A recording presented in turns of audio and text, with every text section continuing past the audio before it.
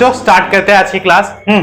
तो आज की क्लास में हम बात करने वाले हैं हमारे एक और इम्पोर्टेंट टॉपिक्स के बारे में, जो कि हमारा पेपर के पॉइंट ऑफ व्यू से बहुत इंपॉर्टेंट है। ठीक है, इससे या तो एमसीक्यू पूछ लेता है या तो 2 या 3 नंबर में एक क्वेश्चन बना देता है। ठीक है, बड़ा क्वेश्चन नहीं आता, से जनरली छोटे क्वेश्चन नहीं आते हैं। ठीक है, तो इस टॉपिक का नाम है रेस्पिरेशन और हिंदी में बोलते हैं इसको श्वासन। क्या बोलते हैं? श्वासन। ठीक है, तो रेस्पिरेशन क्या होता है? ठीक है, तो कुछ पंक्तियां एनसीईआरटी की सुनिए।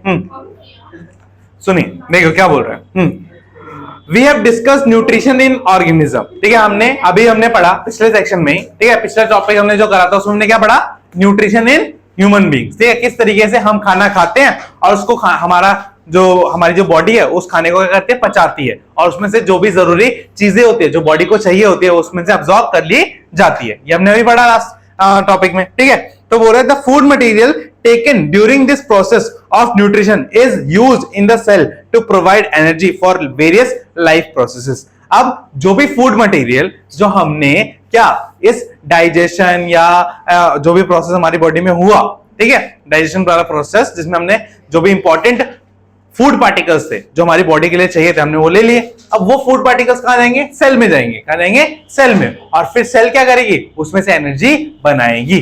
क्या बनाएगी? क्योंकि हमने क्या पढ़ा था? सेल में एक सेल ऑर्गेनेली होती है जिसका नाम क्या होता है, जिसको हम बोलते हैं power house of the cell. कौन सी होती थी? माइटोकॉन्ड्रिया। उसका काम क्या होता है? एनर्जी बनाना। ठीक है, तो वो एनर्जी कहां से बनाती है? वो कैसे बनाती है? यही जो फूड पार्टिकल्स वो लेती है और उसको चेंज करती है। तो इस सारे टॉपिक में हमें यही समझना है कि किस तरीके से वो फूड पार्टिकल से एनर्जी बना देती है। बस समझ में आ गई? तो अब आगे देखो, diverse organism do this in different ways. Some use oxygen to break down glucose completely into carbon dioxide and water. Some use other pathway that do not involve oxygen. In all the cases, the first step is the breakdown of glucose, a 6 carbon molecule, into a 3 carbon molecule called pyruvate. अब देखो simple क्या होता है कि जो respiration का जो process होता है वो चालू कैसे होता है? हमारी बॉडी में खाना गया, उसको हमने अब्सॉर्ब करा, वो अब्सॉर्ब वाला जो खाना है वो सेल तक पहुंचा। अब सेल क्या करेगी? इसके बाद सेल क्या करेगी? जो भी खाना हमने खाया ना, हाँ, वो किसकी फॉर्म में उनके पास पहुंचता है? ग्लूकोज की फॉर्म में। किसकी फॉर्म में पहुंचता है? ग्लूकोज की फॉर्म में। ठीक है, तो सेल क्या करेगी? उस ग्लूकोज को पहले ब्रेक डाउन करेगी। क्या करेगी? ब्रेक डाउन करेगी। अब कुछ ऑर्गेनिज्म, कुछ जीवों के अंदर ये जो ब्रेक डाउन होता है वो विद ऑक्सीजन होता है, मतलब ऑक्सीजन की हेल्प से होता है। ठीक है, और कुछ की बॉडी में ये जो ब्रेकडाउन होता है ये विदाउट ऑक्सीजन होता है। क्या होता है? विदाउट ऑक्सीजन होता है। ठीक है, तो हर ऑर्गेनिज्म का अपना अपना अलग अलग सिस्टम है जिसके हिसाब से वो क्या करता है? ब्रेक डाउन करता है। और ग्लूकोज का आप देखो, सब में जो पहला स्टेप है ना, सब में क्या होता है? सेम होता है। और वो पहला स्टेप क्या है कि ग्लूकोज को क्या बनाता है? पाइरूवेट बना देता है। क्या बना देता है? पाइरूवेट। अब ग्लूकोज क्या है? एक 6 कार्बन वाली कंपाउंड है। क्या है? 6 कार्बन वाला एक कंपाउंड है। उसको ब्रेक डाउन करके क्या बना देता है? 3 कार्बन वाला कंपाउंड जिसका नाम क्या होता है? पाइरूवेट। ठीक है, बात समझ में आ गई? इतना क्लियर है? हाँ, हिंदी में भी पाइरूवेट ही बोलते हैं उसको। हाँ, ब्रेक डाउन का मतलब समझ में आ गया कि क्या करना? तोड़ना। क्या करना? तोड़ना। ठीक है, अब आगे सुनिए, this process taken place in the cytoplasm. और ये जो प्रोसेस होता है पूरा का पूरा वो कहां होता है? साइटोप्लाज्म। साइटोप्लाज्म मतलब कोशिका द्रव्य व्यक्ति है, कोशिका द्रव्य भूल गई? हाँ, ठीक है, तो कोशिका द्रव्य या जो साइटोप्लाज्म होता है जो मोस्टली सेल कवर होता है, जिसके अंदर मोस्टली पार्ट क्या होता है? साइटोप्लाज्म में होता है ना, ये जेली जैसा होता है जिसके अंदर सारे वो लगे होते हैं, सारे ऑर्गेनेल उसमें है ना, उसके अंदर होते हैं। Further the pyruvate may convert into ethanol and carbon dioxide. और उसके बाद क्या होता है? आगे क्या हो सकता है कि जो ये पाइरूवेट है वो किसमें बदल सकता है? इथेनॉल और किसमें? कार्बन डाइऑक्साइड में बदल सकता है, डिपेंडिंग अपॉन कि हमने उसको ऑक्सीजन के साथ में तोड़ा है या विदाउट ऑक्सीजन तोड़ा है। ठीक है, फिर देखो, this process takes place in yeast. ठीक है, ड्यूरिंग फर्मेंटेशन। और ये जो प्रोसेस है वो कहां होता है? ईस्ट में होता है। कब होता है? फर्मेंटेशन। ठीक है, खमीर जो बोलते हैं ना, ईस्ट का मतलब है खमीर होता है वो जब, हाँ, खमीर ईस्ट। ठीक है, ईस्ट को बोलते हैं हिंदी में। ठीक है, तो ये जो खमीर होता है या जो ईस्ट होता है वो क्या करता है? वो फर्मेंटेशन के प्रोसेस से क्या करता है? इथेनॉल और कार्बन डाइऑक्साइड बनाता है। ठीक है, क्या बनाता है? इथेनॉल और कार्बन डाइऑक्साइड बनाता है। अब देखो, since this process takes place in the absence of oxygen is called anaerobic respiration. ठीक है, तो फटाफट ये लिख लेते हैं कि रेस्पिरेशन क्या होती है। हाँ, अरे वो वाली बुक दो। अरे वो राहुल गांधी का मैं थोड़ा भाषण सुन के आया था, जहाँ पे वो कह रहा था कि वो फटाफट फटाफट 1 लाख रुपए देगा महीने के। मैं वही सोच रहा था कब आ रहे हैं। चलो ठीक है, चलो लिखो रेस्पिरेशन क्या होता है। हाँ, इसकी डेफिनेशन लिखो। The process of releasing energy from food is called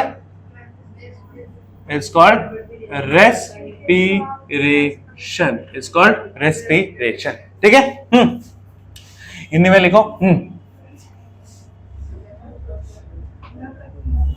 खाने से ऊर्जा को निकालने के प्रक्रम को श्वसन कहते हैं।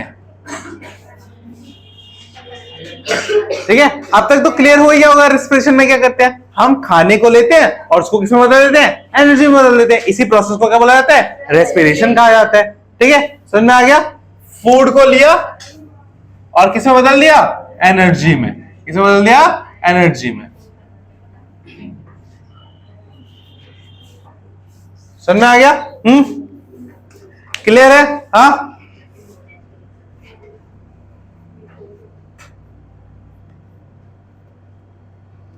अब सुनिए ये रेस्पिरेशन होता कैसे है, अभी हमने बात करी। तो रेस्पिरेशन में क्या होता है, ऑक्सीजन को लेते हैं, ठीक है, और ऑक्सीजन को फूड के साथ मिलाते हैं, ठीक है, फिर वहां पे रिएक्शन होती है और रिएक्शन होने के बाद वहां से क्या निकल जाता है, एनर्जी निकल जाता है। और एनर्जी किस फॉर्म में निकलता है, एटीपी, एडिनो ट्राइफॉस्फेट के फॉर्म में निकल जाता है। ठीक है, बात समझ में आ गई। हाँ, तो इस तरीके से रेस्पिरेशन प्रोसेस होता है। अब रेस्पिरेशन दो तरह के होते हैं। रेस्पिरेशन क्या होते हैं, दो तरह के होते हैं। फटाफट लिख देते हैं इनको।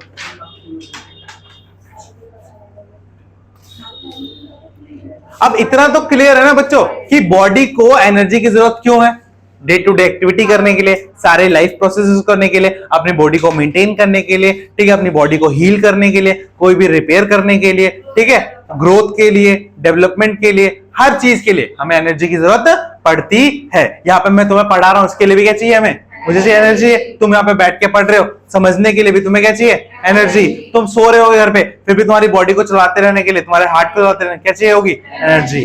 ठीक है, तो बॉडी को ऑलवेज किसकी जरूरत पड़ती है, एनर्जी। और ये कहा गया है कि हम जितनी एनर्जी का यूज जाग के नहीं करते, उससे कई ज्यादा एनर्जी का इस्तेमाल सोते टाइम करते हैं। क्यों करते हैं ऐसा, क्यों ऐसा क्यों होता है, क्योंकि हमारी बॉडी जो होती है वो बॉडी मेहनत होती है। तुम आलसी होते हो। हाँ, बॉडी क्या करती है, जब हम सो रहे होते हैं उससे हमारी बॉडी में जितने भी डैमेजेस हुए होते हैं, ठीक है, जितने भी डैमेजेस हुए होते हैं उन सबको क्या करती है, ठीक करती है। वो क्या करती है, उनको ठीक करती है। बात समझ में आ गई। काम नहीं कर रहे होते बट बॉडी काम कर रहे होते हैं। बॉडी का हर एक पार्ट काम कर रहे होते हैं। ठीक है, चलिए। हाँ,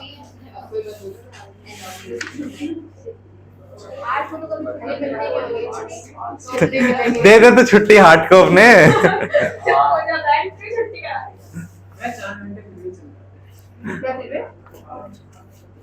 हाँ, ठीक है बस, ओए बस। हाँ, अब देखो टाइप ऑफ रेस्पिरेशन, ठीक है, श्वसन के प्रकार दो होते हैं। इनके बारे में हम ज्यादा अभी डिस्कस और डिटेल में करेंगे, बट अभी समझ लो दो होते हैं। ठीक है, कौन कौन से, एक होता है आपका एरोबिक रेस्पिरेशन, ठीक है, एक होता है एनएरोबिक रेस्पिरेशन। ठीक है, हिंदी में कहते हैं इनको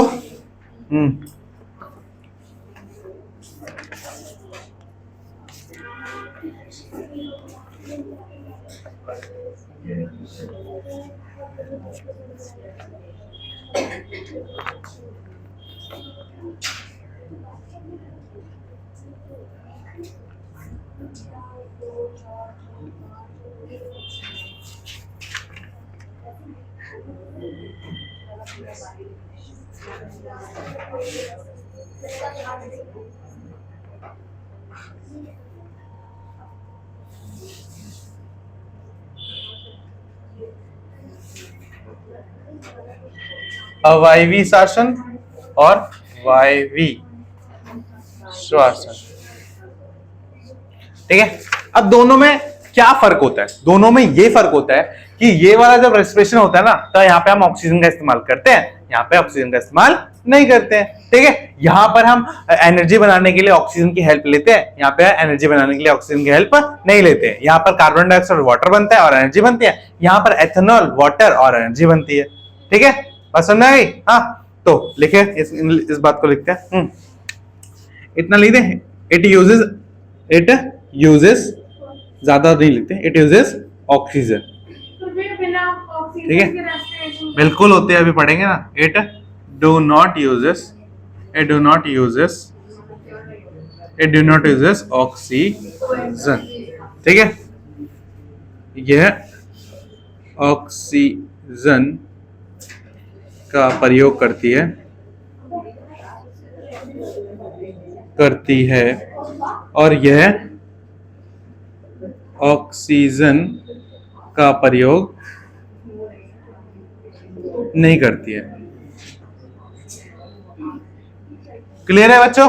हाँ, यहां तक समझ में आ गया? कोई डाउट? ठीक है। अब आगे देखो, the breakdown of private using oxygen taken place in the mitochondria. ठीक है, अब देखो जो अब्सेंस वाला होता है, ठीक है, उसको हम क्या बोलते हैं? मतलब जहां पे ऑक्सीजन का इस्तेमाल नहीं होता उसको क्या बोलते हैं? एनारोबिक। और जहां पे ऑक्सीजन का इस्तेमाल होता है उसको क्या बोलते हैं हम? एरोबिक। और ये ऑक्सीजन का यूज करके एनर्जी बनाने वाला काम कहां होता है? माइटोकॉन्ड्रिया के अंदर। कहां होता है? माइटोकॉन्ड्रिया के अंदर। तो आपसे ऐसा क्वेश्चन पूछा जा सकता है कि एरोबिक रेस्पिरेशन कहां होती है? तो कहां होती है? माइटोकॉन्ड्रिया के अंदर। ठीक है, बात समझ में आ गई? हाँ, तो जब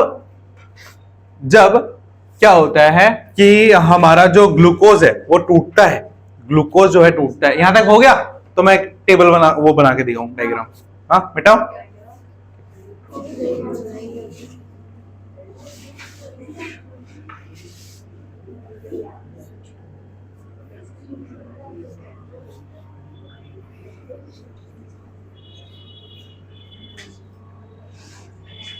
ध्यान से देखिए। तो सबसे पहले होता है ग्लूकोज, जो हमारी बॉडी में जाता है। सबसे पहले क्या होता है? हमारा ग्लूकोज होता है, ग्लूकोज। ठीक है, और ये क्या होता है? 6 कार्बन मॉलिक्यूल, 6 कार्बन मॉलिक्यूल होता है, 6 कार्बन वाला अणु होता है। ठीक है, लिख लोगे? हाँ, फिर ये कहां जाता है? ये जाता है हमारे साइटोप्लाज्म में। कहा जाता है? साइटोप्लाज्म में। ठीक है, यानी कि कोशिका द्रव्य में, कोशिका द्रव्य में जाता है। ठीक है, और वहां पे जाके, ठीक है, वहां पे जाके ये किस में बदल जाता है? सबसे पहला स्टेप क्या होता है इसका? प्रायोरेट। किस में बदलता है? प्रायोरेट। ठीक है, प्रायोरेट। पावरेट नहीं होते, पायरुवेट, प्रायरुवेट ये बोलते हैं, पायरुवेट। अब इसमें क्या होता है? सुनो, हाँ, अब इसमें क्या होता है? इसके साथ एक और चीज बनती है, वो क्या बनती है? एनर्जी। क्या बनती है? एनर्जी, ऊर्जा। ठीक है, और जो प्राइवेट होता है ये क्या होता है? 3 कार्बन मॉलिक्यूल होता है। क्या होता है? 3 कार्बन मॉलिक्यूल होता है। ठीक है, यहां पे कितना था? 6। किस में बदल गया? 3 में। किस में बदल गया? 3 में। ठीक है, यहां तक क्लियर है? अब 3 देखो, अब ध्यान समझो, यहां से प्राइवेट 3 तरीके से और टूट सकता है। क्या टूट सकता है? 3 तरीके से और टूट सकता है। ठीक है, पहला तरीका जो टूटने का है उसमें क्या होगा, अब्सेंस ऑफ ऑक्सीजन होगा, अब्सेंस ऑफ ऑक्सीजन, ठीक है, ऑक्सीजन की अनुपस्थिति होगी, ऑक्सीजन की अनुपस्थिति क्या था,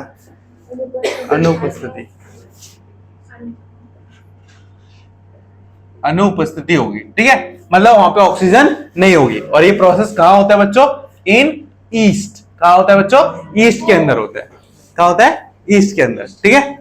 और फिर यहां पे हमें जो प्रोडक्ट मिलता है वो प्रोडक्ट क्या मिलता है बच्चों, वो मिलता है हमें एथेनॉल प्लस क्या मिलता है, carbon dioxide plus energy, ethanol का एथेनॉल बोलते हैं, कार्बन डाइऑक्साइड बोलते हैं ऊर्जा, एनर्जी को ऊर्जा बोलते हैं, लिख लोगे, ठीक है। अब नेक्स्ट जो होता है, ठीक है, नेक्स्ट जो प्रोसेस होता है वो लैक ऑफ ऑक्सीजन में होता है, लैक ऑफ ऑक्सीजन। अब देखो एब्सेंस और लैक में क्या फर्क होता है, ऑक्सीजन होता है बट मात्रा बहुत कम होती है, ठीक है, मात्रा क्या होती है, बहुत कम होती है, ठीक है। और ये कहां होता है, lack of in our muscles, बच्चों मसल्स में क्रैम्प आते हैं, क्यों आते हैं, क्योंकि वहां पे बिना ऑक्सीजन के क्या एनर्जी को बनाया जाता है और उसकी वजह से वहां पे क्या बदल जाता है, क्रैम्प क्यों आता है बच्चों, क्योंकि लैक्टिक एसिड बनता है, सुना है ना, मसल्स में लैक्टिक एसिड बन जाता है, इसी वजह से वहां पे क्रैम्प आता है, ठीक है, लैक्टिक एसिड होता है जिसकी वजह से क्रैम्प आता है, ठीक है। हाँ, और वो लैक्टिक एसिड क्यों बनता है, क्योंकि ये जो प्रायोरेट होता है ये बिना मतलब कम ऑक्सीजन के प्रेजेंस में किसमें बदल जाता है, लैक्टिक एसिड में बदल जाता है, ठीक है। तो किसमें बदलता है, लैक्टिक, मूंछ अलग चीज होती है बेवकूफ लड़की, लैक्टिक, क्रैम्प का मतलब समझती है, जब हमारी जो मसल है वो टाइट हो जाती है, नस नहीं खींचती का, दो मसल खींच जाते हैं, हाँ हाँ, बस गाँव, हाँ। तो यहाँ पे क्या है, ऑक्सीजन का अभाव है, ऑक्सीजन का अभाव, ठीक है, कहां पे, हमारी पेशियों में, हमारी पेशी में, ठीक है, समझ में आ गया, हाँ पेशी कोशिका में, ठीक है। तो क्या बनेगा बच्चों, लैक्टिक एसिड बनेगा और क्या बनेगा, एनर्जी। और लैक्टिक एसिड भी क्या होता है, 3 कार्बन, क्या होती है, 3 कार्बन मॉलिक्यूल होती है, ठीक है। अब लास्ट प्रोसेस जो प्रायोरेट टूटता है वो किसमें, प्रेजेंस ऑफ ऑक्सीजन, मतलब ऑक्सीजन की उपस्थिति में,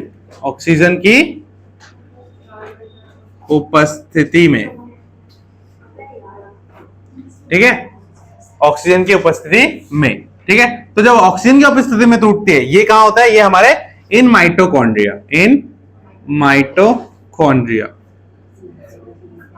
ठीक है, कहां होता है बच्चों, ये माइटोकॉन्ड्रिया के अंदर होता है, कहां होता है, माइटोकॉन्ड्रिया, हिंदी में भी क्या बोलते हैं, माइटोकॉन्ड्रिया ही बोलते हैं, ठीक है। और यहां पे जब टूटता है तब आपका क्या बनता है, CO2 बनता है, ठीक है, प्लस वाटर बनता है, प्लस क्या बनती है, एनर्जी बनती है, बस समझ में आ गई, हाँ, ये तीनों चीजें यहाँ पे बनती है। लैक्टिक एसिड का फॉर्मूला क्या होता है, हाँ, लैक्टिक एसिड का फॉर्मूला यार मेरे को भी याद नहीं है, बट CH3COOH, ठीक है, ऐसा कुछ होता है। अरे अभी हम पढ़ेंगे ना इनके, इन सारे एसिड पढ़ेंगे, हाँ, C6H12O6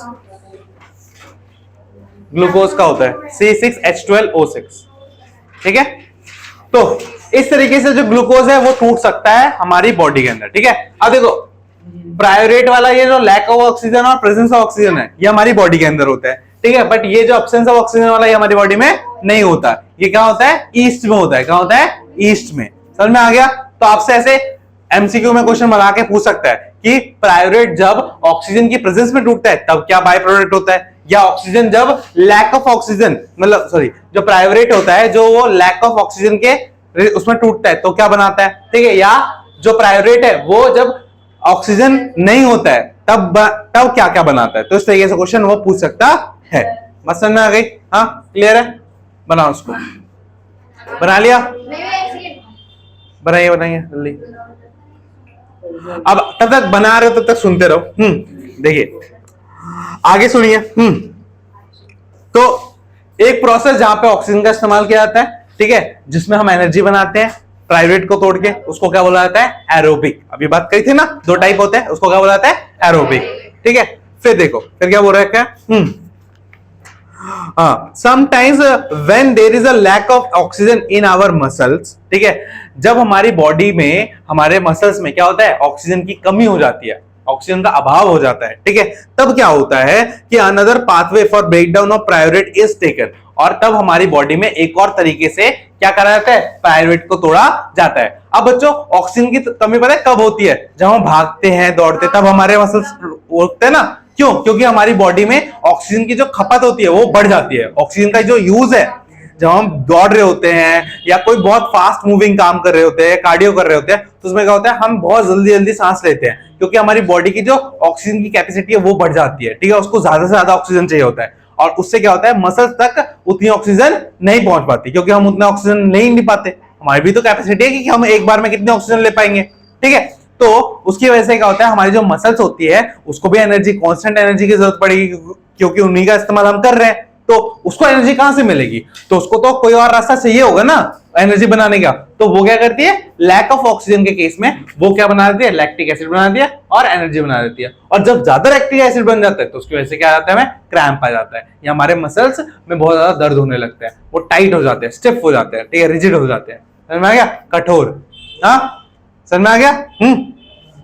फिर देखो अब आगे क्या है बोल रहा है? Here the pyruvate is converted into lactic acid which is also a 3 carbon molecule, ठीक है। तो यहां पर पायरुवेट जो होता है उसको किस में बदल दिया जाता है? लैक्टिक एसिड में, और ये भी 3 कार्बन वाला मॉलिक्यूल ही होता है, ठीक है। फिर आगे देखो क्या बोला जा रहा है यहां पे कि the buildup of lactic acid in our muscle during certain activity causes cramp. कह रहा हूं ना मतलब से कि लैक्टिक एसिड का बनना हमारे मसल्स में क्या कॉज करता है? क्रैम्प। ठीक है, तो आपको ऐसा पूछा जा सकता है कि व्हाई क्रैम्प आर कॉजेस, ठीक है, मतलब क्रैम्प हमारी बॉडी में क्यों होते हैं, ठीक है। तो आप इसका आंसर दे सकते हो। क्यों? क्योंकि जो पायरुवेट है वो किस में बदल दिया गया है? लैक ऑफ ऑक्सीजन के कारण लैक्टिक एसिड और, ठीक है, बात समझ में आ गई? क्लियर है? क्वेश्चन समझ में आ गया? चलो आगे बढ़ते हैं। अब देखो, the energy release during the cellular respiration is immediately used to synthesise a molecule called ATP, ठीक है। अब जो ये एनर्जी बनी है, ठीक है, जो एनर्जी बनी है सेल्स में सेलुलर रेस्पिरेशन से, इसका फट से हम इस्तेमाल कर लेते हैं क्या करने में? एक मॉलिक्यूल बनाने में, जिस मॉलिक्यूल का नाम क्या है? एटीपी, ठीक है। मतलब इस एनर्जी की मदद से क्या बनाया जाता है? उस मॉलिक्यूल को बनाया जाता है जिसका नाम क्या है? एटीपी, ठीक है। फिर which is use to fuel all the activities in the cell, ठीक है, जिसका इस्तेमाल किया जाता है हमारी बॉडी में एज अ फ्यूल, ताकि हमारे सारे प्रोसेसेस, जितने भी हमारी बॉडी में जितने भी प्रोसेसेस हो रहे हैं उन सबको फ्यूल देने के लिए, ठीक है। बात समझ में? बॉडी में बहुत सारी मशीनें लगी हुई हैं, ठीक है, उन सारे मशीनों का जो फ्यूल है वो क्या है? एटीपी है, और वो कहां से आता है? इस एनर्जी की वजह से बनता है। क्लियर है? अब आगे सुनिए, आगे क्या बोल रहा है कि in the presence of ATP, in the process ATP is broken down, give rise a fixed amount of energy which can be drive the endothermic reaction taking place in the cell, ठीक है। अब क्या होता है कि देखो हमारी body के अंदर भी केमिकल रिएक्शंस करवानी होती है, और सारी केमिकल रिएक्शन अपने आप तो करनी होती, कुछ को तो हीट चाहिए होती है ना, कुछ तो एंडोथर्मिक होती है ना।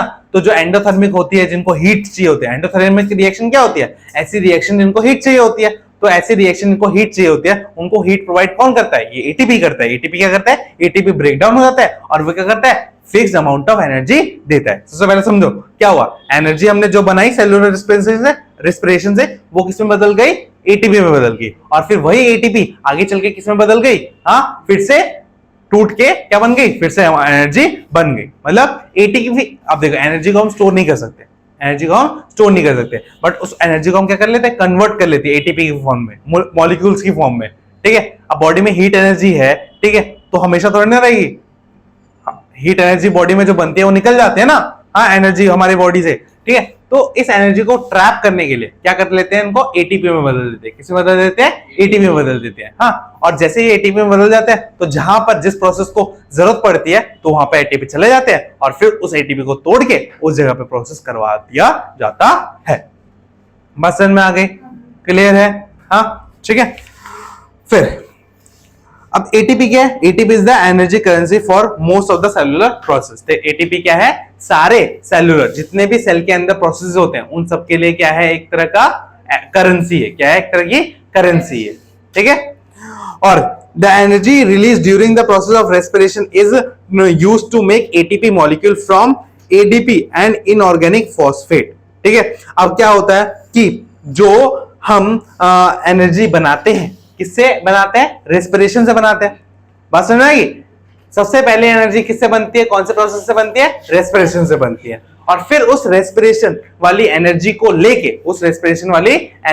लेके हम क्या बना लेते हैं? एटीपी बना लेते हैं। क्या बनाते हैं? एटीपी। और एटीपी कैसे बनता है? एडीपी और इनऑर्गेनिक फॉस्फेट के प्रेजेंस से बनती है। ठीक है।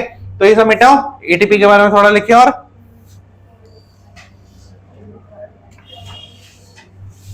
तो नेक्स्ट हेडिंग डाल दो एटीपी।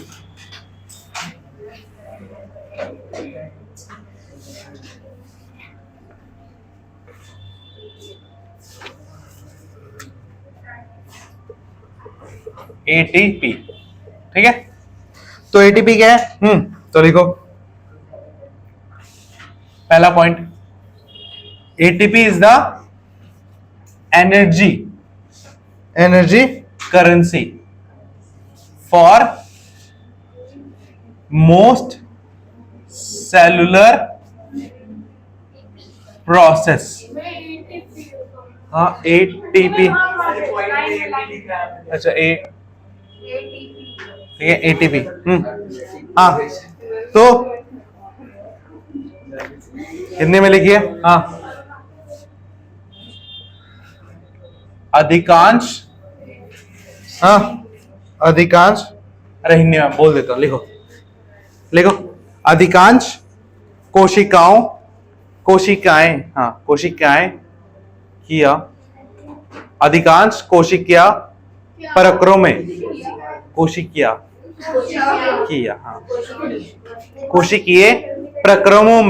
प्रक्रमों के लिए एटीपी, कोशिकीय प्रक्रमों के लिए एटीपी ऊर्जा मुद्रा है। ठीक है, समझ में आ गया? सेकंड पॉइंट,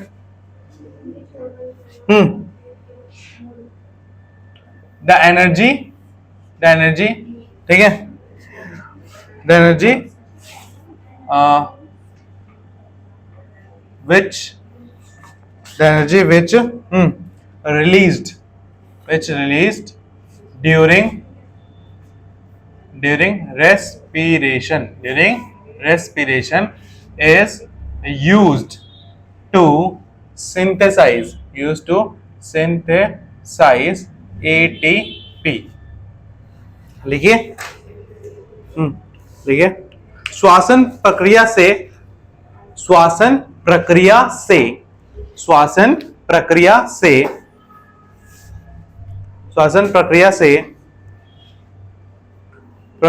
से मोचित ऊर्जा का प्रयोग, मोचित ऊर्जा का प्रयोग एटीपी को बनाने में किया जाता है। बात समझ में आ गई? सेकंड पॉइंट क्या बोल रहा है कि जो भी एनर्जी हमारी रेस्पिरेशन से निकली है उसकी मदद से हम क्या बनाते हैं? एटीपी बनाते हैं। ठीक, हाँ, ऊर्जा का प्रयोग एटीपी को बनाने के लिए किया जाता है। ठीक है। अब देखो, एंडोथर्मिक प्रोसेस जो सेल में होती है उसमें क्या करते हैं? एटीपी को तोड़ते हैं। ठीक है, और उसकी वजह से क्या मिलता है हमें? वाटर मिलता है। मतलब एटीपी इज ब्रोकन यूजिंग, जो एटीपी है उसको पानी की मदद से क्या करा जाता है? तोड़ा जाता है। पानी की वजह से क्या करा जाता है? तोड़ा जाता है। और उसमें से जो एनर्जी निकलती है वो इक्वल होती है 30.5 किलो जूल पर मोल। ठीक है, जब एटीपी टूटती है तो उसमें से हमेशा कितनी एनर्जी निकलती है? 30 किलो जूल पर मोल, इतनी एनर्जी निकलती है। ठीक है। तो आपसे ऐसा क्वेश्चन भी पूछा जा सकता है कि एटीपी टूटने पे कितना एनर्जी बनाता है, तो लिख लो कितनी एनर्जी बनाता है। Energy from breakdown of ATP is 30.5 kilo joule per mole. ठीक है, ब्रेकडाउन मतलब तोड़ना। ठीक है, एटीपी के टूटने से या खंडित होने से, एटीपी के टूटने या खंडित होने से 30.5 किलो जूल पर मोल ऊर्जा निकलती है, केजे पर मोल। ठीक है, ऊर्जा निकलती है। और किससे तोड़ा जाता है एटीपी को? वाटर से। किससे तोड़ा जाता है एटीपी को?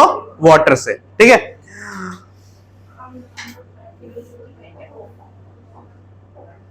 तब तो भाई मैं एटीपी का समझा ही दिया है। ठीक है, एटीपी को समझ लो क्या है, एक तरह की बिजली है।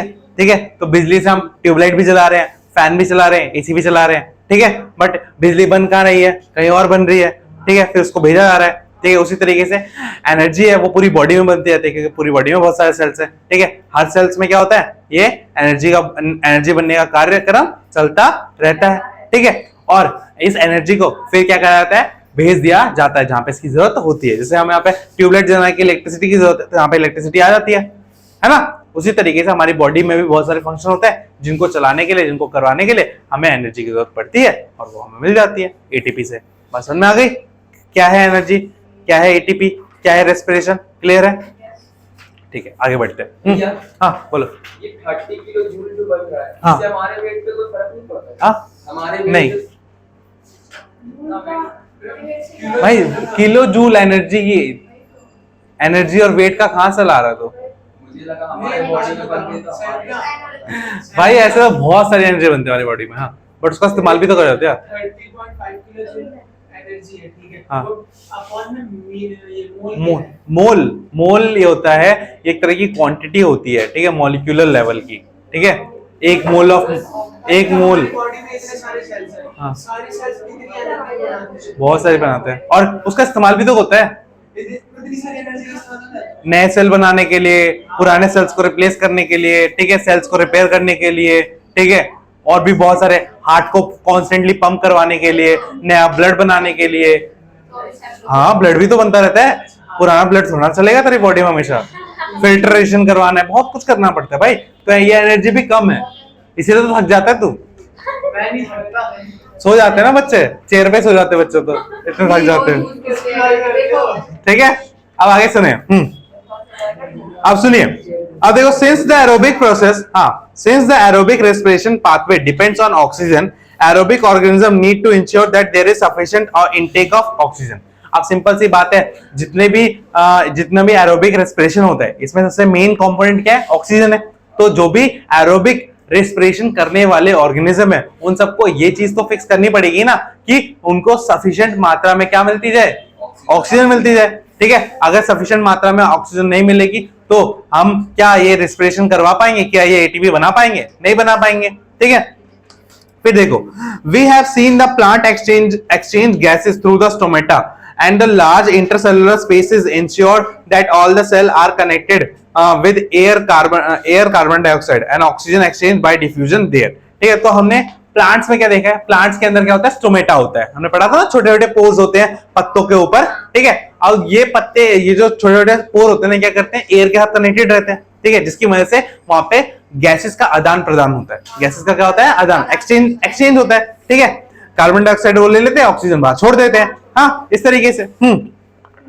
तो they can go into cells और away from them and out into the cell. अब देखो क्या कहता है कि डायरेक्टली स्टोमेटा के थ्रू वो सेल में जा सकते हैं या सेल से बाहर निकल सकते हैं। प्लांट्स में ऐसा होता है। ठीक है, हाँ, the direction of the diffusion depend upon the environmental condition and requirement of the plant. ठीक है, और जो ये डायरेक्शन है डिफ्यूजन की, हमने पढ़ा था ना, डिफ्यूजन का मतलब क्या होता है? डिफ्यूजन का मतलब होता है लोअर कॉन्सेंट्रेशन से हायर कॉन्सेंट्रेशन की तरफ गैस का मूव करना, गैसेस का मूव करना। हाँ, तो अब ये जो कंडीशन होती है ये चेंज हो जाती है। जैसे कि आपने सुना होगा, रात में हमें पेड़ों के नीचे नहीं सोना चाहिए।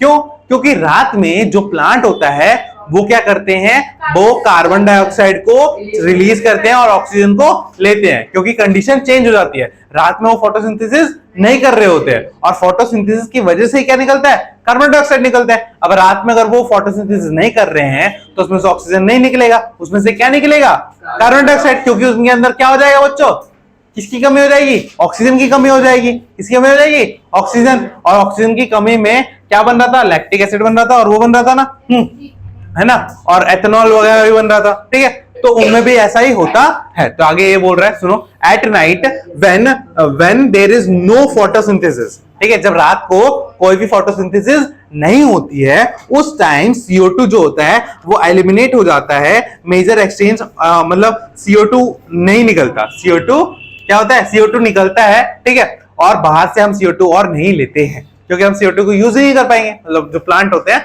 वो CO2 को यूज ही नहीं कर पाएंगे, क्योंकि CO2 का मेनली यूज कहां होता है, फोटोसिंथेसिस में। अब अगर फोटोसिंथेसिस ही नहीं हो रही है तो वहां पे CO2 की जरूरत पड़ेगी क्या, नहीं पड़ेगी, ठीक है।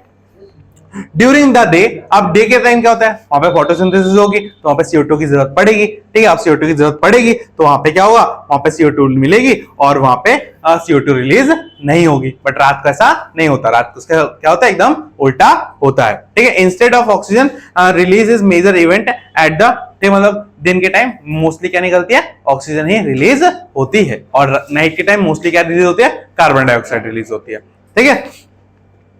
फिर देखो, animal have evolved different organs for uptake of oxygen from the environment and getting rid of carbon dioxide produced, ठीक है। अब एनिमल्स ने बहुत सारे ऑर्गन्स को डेवलप कर लिया है सांस को अंदर लेने के लिए और कार्बन डाइऑक्साइड को बाहर छोड़ने के लिए, ठीक है।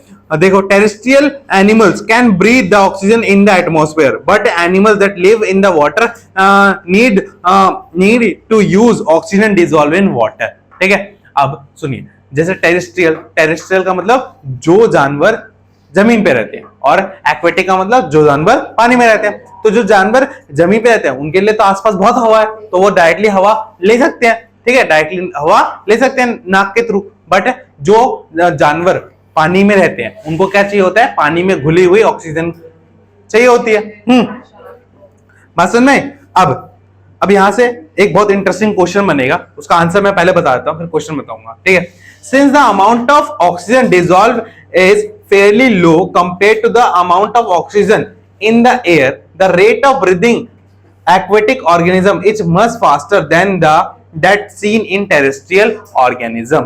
यहाँ पे क्या कहा जा रहा है कि पानी में जो घुला हुआ ऑक्सीजन होता है वो बहुत कम मात्रा में होता है, जिसकी वजह से जो एक्वेटिक एनिमल होते हैं, जो पानी में रहने वाले जीव होते हैं, उनकी जो ब्रीदिंग साइकिल होती है वो बहुत ज्यादा तेज होती है। उनकी जो सांस लेना होता है, देखो, ब्रीदिंग अलग होता है, रेस्पिरेशन अलग होता है, अभी हम बात करेंगे दोनों पे, ठीक है। तो जब वो सांस लेते हैं, ठीक है, वो बहुत जोर जोर से सांस लेते हैं और बहुत जल्दी जल्दी सांस लेते हैं। क्यों? क्योंकि उनको बहुत, वहां पे जो ऑक्सीजन घुला होता है पानी में, उसकी मात्रा क्या है, कम है। तो ज्यादा से ज्यादा पानी अपने अंदर लेंगे गिल्स के थ्रू, तभी तो ऑक्सीजन उनको मिल पाएगी।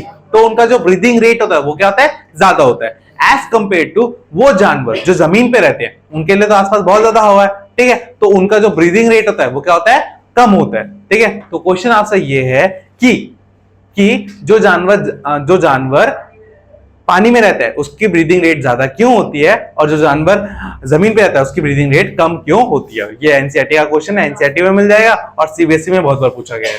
तो सिंपल बता सकते हो, क्योंकि अमाउंट ऑफ ऑक्सीजन क्या होता है, पानी में कम होता है, जबकि एटमॉस्फेयर में ज्यादा होता है। क्लियर है? हाँ, समझ में आ गया? कोई डाउट इसमें? हाँ, इस क्वेश्चन में कोई डाउट? ठीक है, तो क्वेश्चन लिख के ला सकते हो अपने आप से। चलो क्वेश्चन लिख लो, मैं बता देता हूं। लिखो question.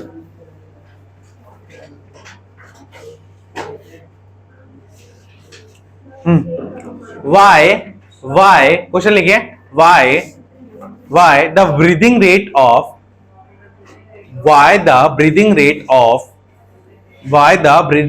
of aquatic animals is much faster than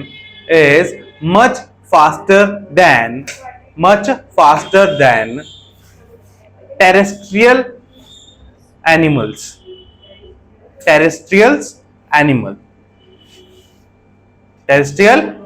Hindi में लिखिए।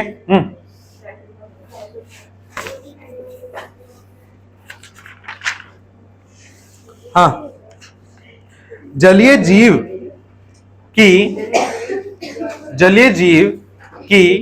सांस लेने की दर, जलीय जीव की सांस लेने की दर, जलीय जीव की सांस लेने की दर जमीनी जीव से ज्यादा क्यों होती है? से क्यों होती है? बस समझ में आ गई? आंसर लिख लोगे इसका, है ना? क्या आंसर होगा? क्योंकि क्या ये वाला? ठीक है, तो उसका आंसर ये है कि पानी में जो ऑक्सीजन घुला होता है उसकी जो अमाउंट है वो क्या होती है? कम होती है। बट एज कंपेयर टू जो हम यहाँ पे रह रहे हैं तो हमारे एटमॉस्फेयर में बहुत सारा ऑक्सीजन है ना? तो हमारे लिए ऑक्सीजन का जो अमाउंट है वो ज्यादा है, तो उसको हम आराम से ले सकते हैं, ठीक है। बट उनके पानी में घुला हुआ ऑक्सीजन क्या है? कम है, तो उनको ज्यादा बार सांस लेना पड़ता है ताकि उनकी बॉडी की जो कैपेसिटी है वो पूरी हो सके, ठीक है। तो फर्क किस चीज का है? अमाउंट ऑफ ऑक्सीजन का है, जो जमीन पे ज्यादा है और पानी में कम है। समझ में आ गया? क्लियर है? आंसर लिख लोगे इसका, बुक में वो 3 लाइनें भी लिख दोगे तो चल जाएगा।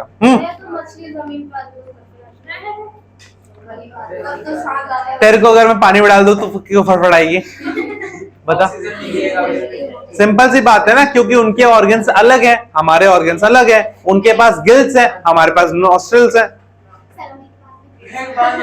हाँ। पानी और जमीन दोनों में रहते हैं, उनका क्या? पानी और जमीन, वो क्रोकोडाइल जो होते हैं, सुनो, वो सांस जमीन पे ही लेते हैं, ठीक है। बट हाँ, वो बहुत अच्छे स्विमर्स होते हैं, ठीक है, जो अंदर उनकी नाक बाहर ही निकली रहती है। हाँ, ठीक है। उनके जो भी पानी के अंदर रहते हैं उनके अंदर गिल्स होते हैं, ठीक है। और जो बाहर रहते हैं उनके नॉस्ट्रिल्स ही होते हैं।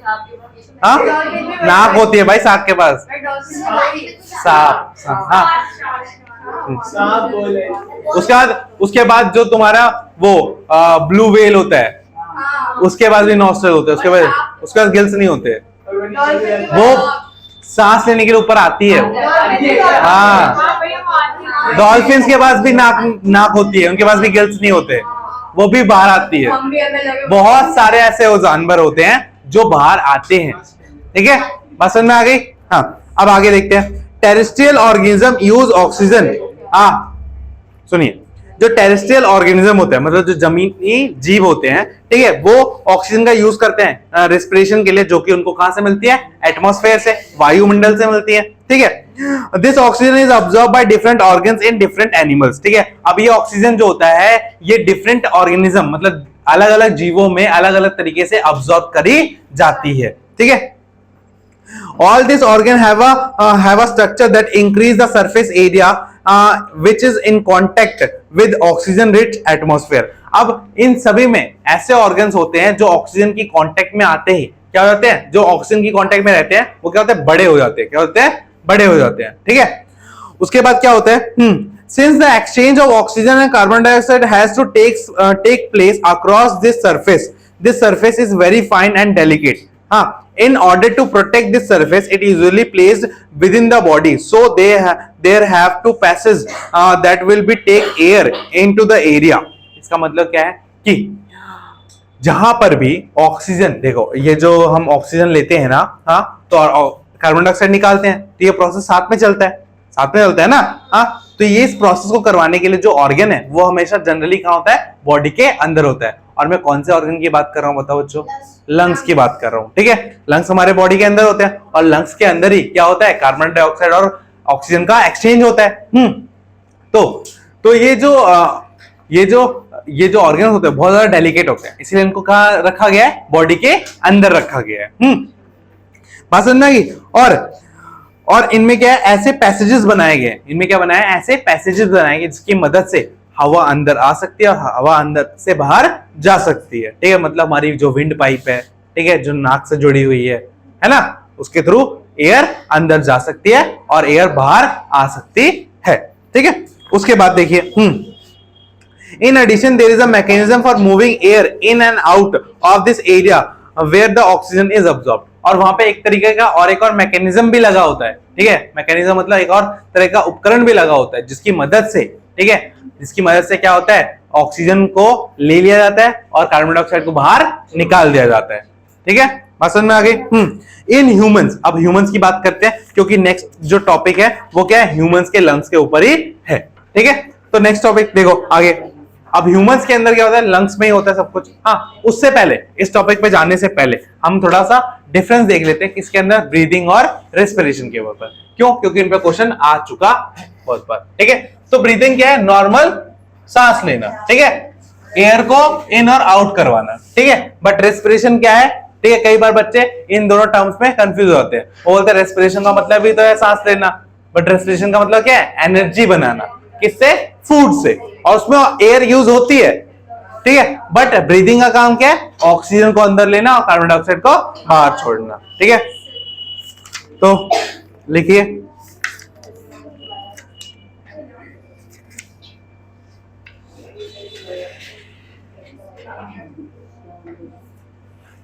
चलो मुझे एक क्वेश्चन का आंसर दो। The breakdown of pyruvate to give carbon dioxide, water and energy takes place in A cytoplasm, B mitochondria, C chloroplast और डी न्यूक्लियस। मतलब कहां? चलो वेरी गुड, याद तो रहा तुम्हें, देख के बताया हो, मिल तो गया। हाँ ठीक है, तो एक साइड लिखे ब्रीदिंग, ठीक है, एक साइड लिखिए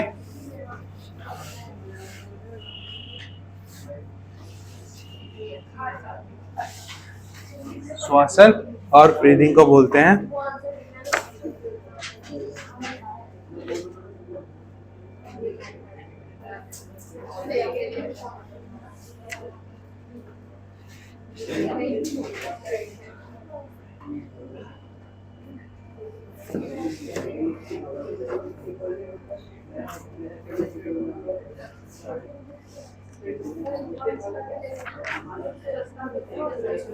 हाँ।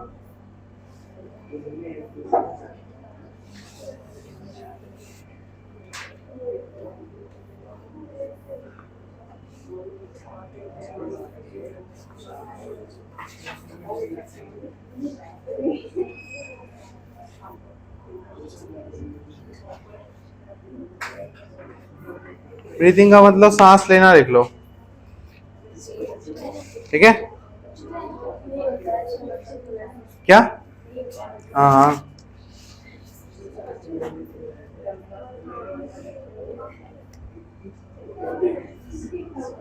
ठीक है, लिख लो सांस लेना।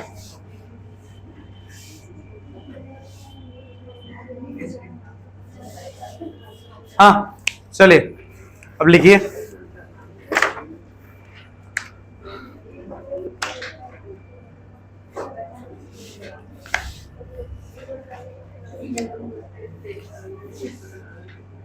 the process in which we take oxygen and release out carbon dioxide is known as breathing, ठीक है। हिंदी में लिखो, वह प्रक्रम जिसमें हम ऑक्सीजन को अंदर लेते हैं और कार्बन डाइऑक्साइड को बाहर निकालते हैं, इस प्रक्रम को सांस लेना कहते हैं, ठीक है। इस प्रक्रम को सांस लेना कहते हैं, ठीक है। यहां पे लिखो, the process by which food is converted into energy is called respiration, ठीक है। हाँ हिंदी में लिखिए, एक मिनट, हाँ एक मिनट, हाँ, तो हिंदी में लिखिए इस चीज को। हाँ, इसको लिखो हिंदी में। वह प्रक्रम जिससे हम खाने को ऊर्जा में बदलते हैं। वह प्रक्रम जिससे हम खाने को ऊर्जा में बदलते हैं उसे श्वसन कहते हैं। उसे श्वसन कहते हैं। ठीक है, बात समझ में आ गई? हाँ, ये कहां होता है? ये लंग्स में होता है और ये क्या होता है? सेल्स में होता है। ठीक है, बात समझ में आ गई? ऐसे डिफरेंसेस आपको और भी मिल जाएंगे। ठीक है, आपको ये लिख के लाना है, difference between breathing and respiration. Net से लिख लेना, कहीं से भी लिख लेना, बट लिख के ले आना। बात समझ में आ गई? हाँ, ये बहुत एक इंपॉर्टेंट टॉपिक है। ठीक है, और हम कल स्टार्ट करेंगे ह्यूमन के लंग्स वाला। ठीक है, जिसमें हम ह्यूमंस के लंग्स के बारे में पूछेंगे। ठीक है, और एक और इंटरेस्टिंग क्वेश्चन आया है, ठीक है, जो सोती रहती है उससे, हाँ, कि हम उबासी क्यों लेते हैं। तो वो क्यों लेते हैं वो मैं नेक्स्ट क्लास में रिसर्च करके बताऊंगा। ठीक है, बात समझ में आ गई? हाँ, कुछ चीजें मेरे को भी नहीं पता। हाँ, चलिए, तो नेक्स्ट क्लास के लिए सुनो। हाँ, नेक्स्ट क्लास के लिए आपके लिए होमवर्क ये है कि जहां तक पढ़ा दिया है वो तक पूरा पढ़ के आना है, वो वाला क्वेश्चन पूरा लिख के लाना है। साथ में ब्रीदिंग, ओए छुट्टी हुई है तो सुन लो चुपचाप। तो डिफरेंस लिख के आना है ब्रीदिंग और रेस्पिरेशन के बीच में। ठीक है, डेफिनेशन तो मैं लिखवा दी, समझा भी दिया क्या है, बट इनके बारे में और भी डिफरेंस लिख के लेके आने हैं। और नेक्स्ट क्लास में आते सबसे पहले तो आपका ओरल टेस्ट लिया जाएगा यहां तक का पूरा। ठीक है, यहां तक रेस्पिरेशन में जहां तक पढ़ा दिया है, पिछला भी पुराना भी। ठीक है, बात समझ में आ गई? हाँ, क्लियर है? नेक्स्ट क्लास में समझ में आ गया? हाँ, आज के लिए पे खत्म करते हैं, नेक्स्ट क्लास में मिलते हैं। बाय।